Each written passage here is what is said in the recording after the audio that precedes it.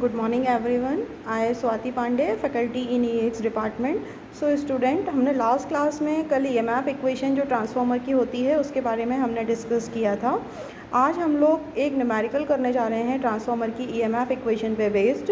Numerical इस type से दिया हुआ है आपको कि एक सिंगल फेस ट्रांसफार्मर है जिसके 400 प्राइमरी टर्न्स हैं और 1000 जिसमें सेकेंडरी टर्न्स हैं और जिसका net area of cross section है 60 सेंटीमीटर स्क्वायर और उसकी जो प्राइमरी वाइंडिंग है वो कनेक्टेड है 50 वोल्ट 50 हर्ट्ज 500 वोल्ट सप्लाई से. अब आपको इसमें कैलकुलेट क्या करना है. सबसे पहले आपको निकालना है peak value of flux density in the core. Second आपको निकालना है यहाँ पर voltage induced in the secondary winding. So let us start. आप सबसे पहले इस न्यूमेरिकल को देख के उसमें जो गिवन डेटा है वो हमें सबसे पहले लिख लेना होता है. तो गिवन डेटा यहाँ पर आप देख रहे हैं कि N1 आपको दिया गया था, नंबर ऑफ टर्न्स प्राइमरी के जिन्हें हम N1 से रिप्रेजेंट करते हैं वो दिए हैं 400. सेकेंडरी के टर्न जिसे हम N2 से रिप्रेजेंट करते हैं वो दिए हैं 1000. फ्रीक्वेंसी आपको दी है 50 हर्ट्ज़.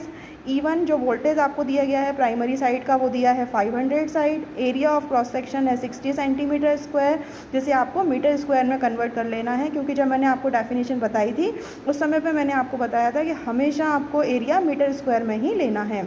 अब उसके बाद सबसे पहले आपको निकालना है peak value of flux density in the core. तो इसको निकालने के लिए आपको ये पहले समझ में आना चाहिए कि इसका फॉर्मूला क्या होता है peak value of flux density in the core. तो अभी मैंने आपको जब EMF इक्वेशन बताई तो उसमें मैंने बताया कि φm is equal to BM into AI होता है ना. तो BM इंटू AI में से आपको किसकी वैल्यू चाहिए, BM की. तो जब आप BM को कैलकुलेट करेंगे तो BM इज इक्वल टू क्या हो जाएगा, φm अपॉन AI, है ना. तो यहाँ पर आप देखिए कि इसमें आपके पास AI तो है बट आपके पास φm नहीं है. तो firstly you will have to calculate the value of φm and कहाँ से आप इसकी φm की वैल्यू निकाल पाएंगे, जो आपकी EMF इक्वेशन है उसके थ्रू आप इसकी वैल्यू को निकाल पाएंगे. तो E1 आप यहाँ पर देख रहे हैं, E1 किस EMF इक्वेशन क्या होती है 4.44 Fn1 φm.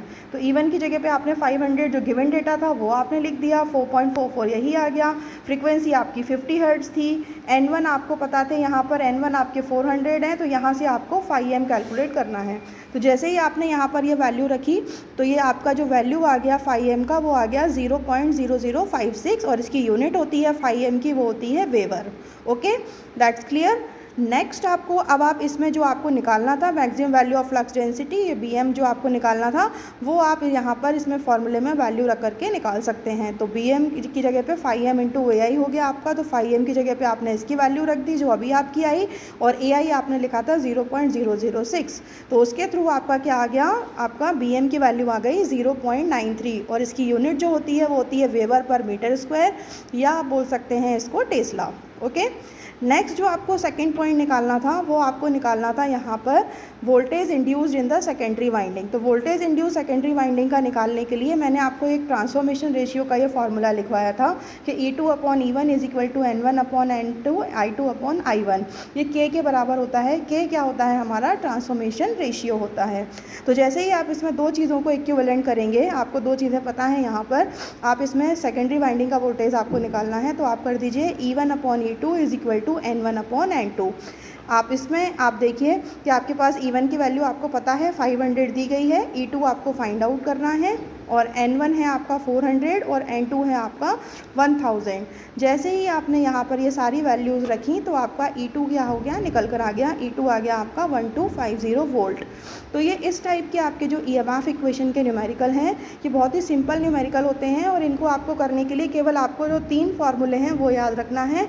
एक तो आपका जो ट्रांसफॉर्मेशन रेशियो है वो आप याद रखिए, EMF इक्वेशन आप याद रखिए और जो मैंने आपको मैग्नेट के कुछ बेसिक फार्मूलाज डेफिनेशंस लिखवाए थे वो थोड़ा सा आप रिकॉल करके रखिए तो इजीली आपके सारे न्यूमेरिकल हो जाएंगे. So thank you so much और नेक्स्ट क्लास में हम लोग इसके आगे के न्यूमेरिकल करेंगे. Thank you.